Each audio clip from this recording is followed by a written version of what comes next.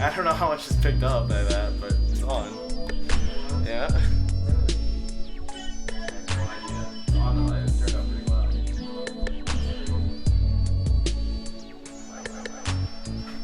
Oh, it's recording right now? Okay, did you get any audio from the show?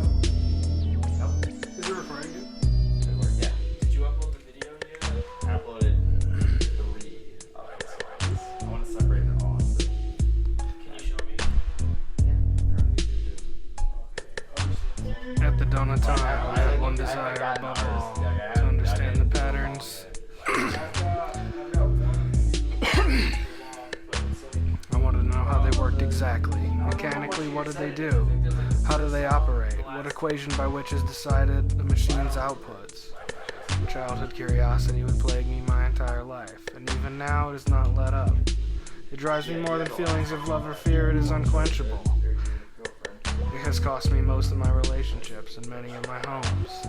I've given up everything in pursuit of the question why. It is with knowledge applied here that I will earn back my investments. A long time ago, I started piecing together a theory of everything.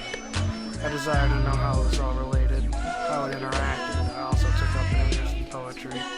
I've rarely seen science and poetry joined together well. That is a shame when there are mediums that need each other.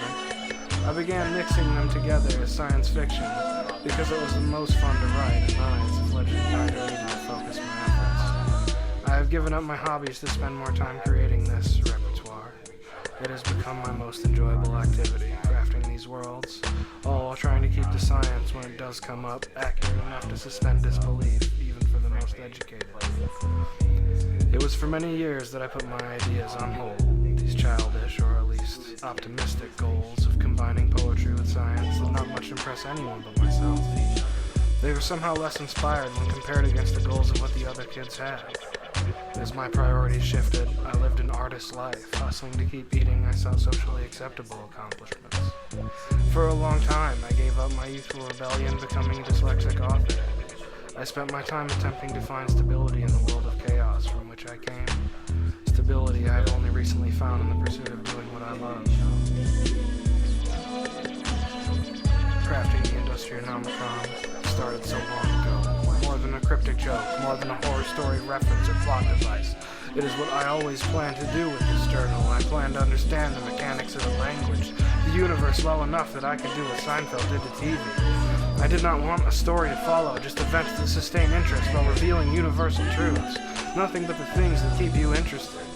Entertainment is concentrated. The River Crosser is my 10,000-hour project to become a master writer monstrous enough to craft the Industrionomicon. I learned to speak more than most.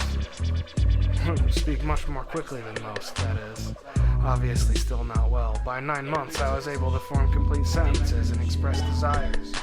I wanted to one day be a storyteller because I loved the captivated attention I got when I spoke.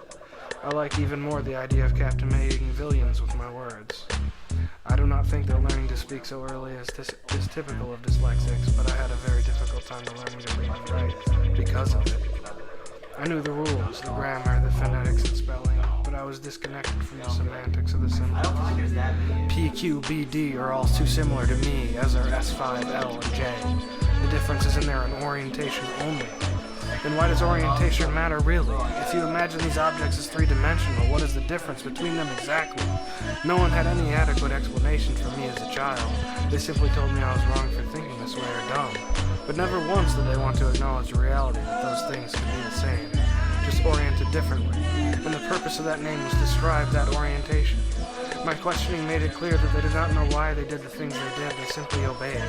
More than obey, they expected me to obey. They expected me to agree, to capitulate. When they have now taught me why. They wanted me to become educated without teaching me how to learn. They dictated without offering me my consent to be governed. Did they obey out of fear, or was it some other such small emotion that I did not feel, and it was because of whatever emotion was that they were satisfied in not understanding how things worked? It was because they were unwilling to dissect it and understand the uncomfortable truths. It was an itch at my side, these feelings, compared to the monkey clinging on their backs. Their feelings weighed heavily, but for my own it was the desire to understand. I was compulsed to. I could do nothing but. The machine I am observes and then tries to construct. The machine I am observes and then tries to construct.